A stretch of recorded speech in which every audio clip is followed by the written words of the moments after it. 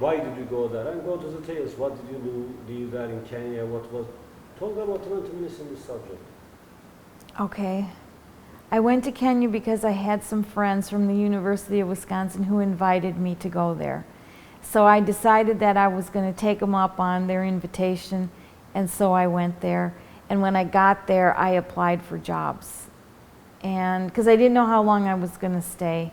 And they said, okay, well, you know, try to get a job. So I did, and I got hired by the Diocese of Eldoret.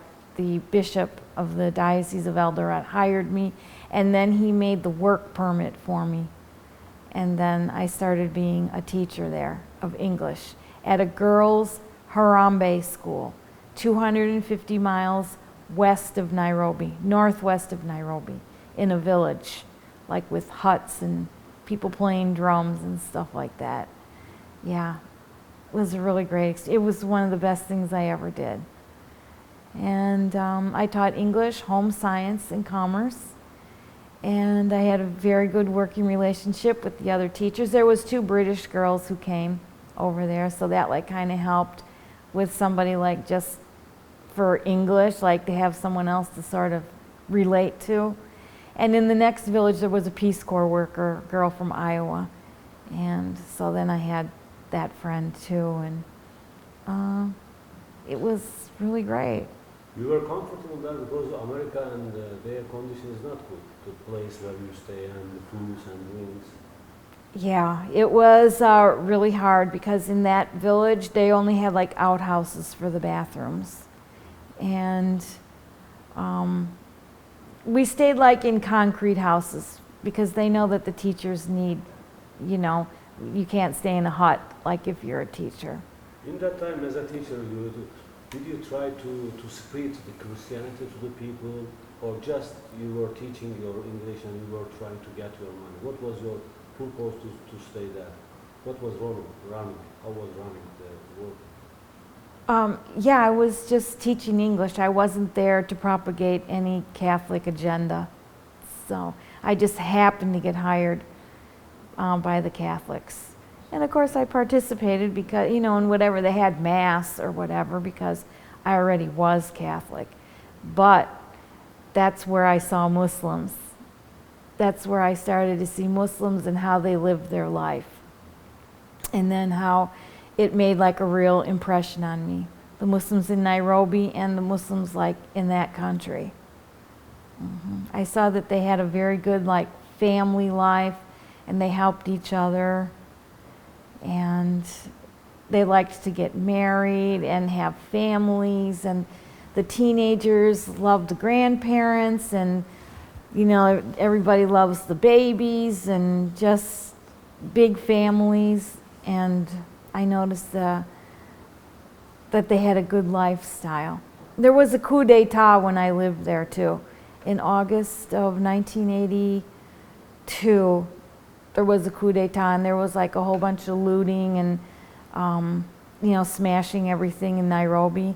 And then I saw how like the Muslim people helped each other and helped rebuild, you know, like their stores and anything that got ruined. So I just remembered that. That's all. Wasn't thinking about anything. Just remembered that that was an impression I got from them. They didn't know me, and I didn't know them. So I did have one friend, she was Ismaili. Ismaili was her religion. And I remember she had like this really beautiful book on one of her tables in her living room. And there was a whole bunch of other stuff on that table, but I asked her, I said, what's that book? Because I noticed it was very beautiful, this book. And she said, oh, that's the Qur'an. And I was just like, oh, because I'd never seen one. So like this, by now I'm like 24 years old, 25, and I've never seen a Qur'an. I just noticed it. Just these little things, you know, like I said before, at University of Wisconsin, I met like somebody from a Middle Eastern country, you know, a few people here and there, and I would say like, oh, what about the pilgrimage to Mecca, or, you know, something small, just little bits and pieces that I knew. But then in Kenya it started to get bigger and bigger because they have a large Muslim population over there. And let's come to Chicago, because I stopped there and so. Okay. So when I came back from Africa, I went to paralegal school in Chicago. And then I got hired at a law firm, and I was a corporate paralegal for 3 years. And I worked at Belandic, Nystein, Richmond, Hausinger & Young on LaSalle and Clark Street in downtown Chicago. And then I worked at Beatriz Corporation. And it was just another great memory, great teams I worked with. You said that the company, great. What you were doing there? What was your mission, duty in the company? In Beatriz company? Yeah. Mergers and acquisitions. Corporate paralegal, preparing for the mergers and acquisitions that they were doing. In that time, you had an economic, I mean, you were poor or medium or, I mean, you were working. Well, I had student loans, so it's like you just never, you know, just your whole check is always gone. You just, you know, pay for your rent, pay for your car, pay for your food, and your student loan. Because I had student loans from University of Wisconsin and then the paralegal school. So I would say poor. So this home is rental home? Huh? This home is rental home? Where? Here. This one here in Dallas? Yeah. No, I own this house. My husband and I own it. That's why I asked you by mix up. You said you are poor. Okay, you finish your working career. What else? That there is something else, or you go to converting story? Okay, so, well, your life story is finished almost? my life study. Yeah, the life story, I'm sorry. Story? Yeah. You mean before I accepted Islam? Before Islam? Yeah, before Islam, let's say. Then if you finish, we come to the converting to Islam. Well, yeah, now we're getting to the conversion All thing. right. So go ahead. 4, 3, 2, 1. Okay, so then it seemed like then I started thinking to myself, well, just there's something wrong in this place.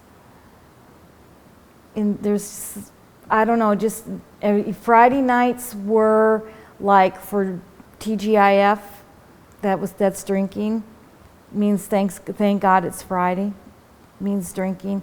Saturday night means have a date, and Sundays were in front of the TV with beer for the football game. And so I just felt like that was just so empty, and there's just something missing. And actually, I remembered the Muslim people that I saw in Kenya, okay? They don't know me, I don't know them. I just only recognized how was their lifestyle, how they lived their life. So that's when I started to get interested, and I'm like, well, maybe I need to change my religion. And so then I just kind of got some books about other religions, and I just still remembered the people that I saw with the good lifestyle back in Kenya. And I just was like, I'm going to check out, Islam. Okay, so I thought I should go to a mosque in Chicago to get some literature or books or any information. So I looked in the yellow pages of the telephone book, where is the mosque or anything like that. And I found that in right between my job where I was working and the place where I was living, I used to walk to work every day because I lived downtown. And there was a place called the Downtown Islamic Center right in between. I mean, I walked past it every day. It was on the 4th floor of a certain building, so you wouldn't know it was there. But I found it in the phone book. So then I decided Friday night after work I was going to go stop in that place. And so that's what I did, the same week that I looked up what's the address to go to an Islamic center.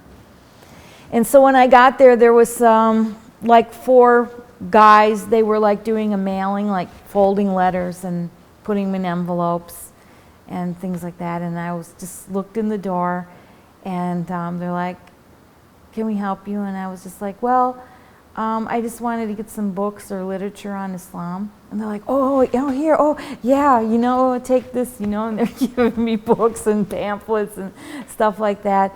And then they said, we're going to pray right now. Why don't you watch us pray? And I was like, okay. And so they said, okay, well, why don't you just pray with us? And so they gave me like a scarf to put on, and they put me behind like a curtain, but it was like a curtain you can see through.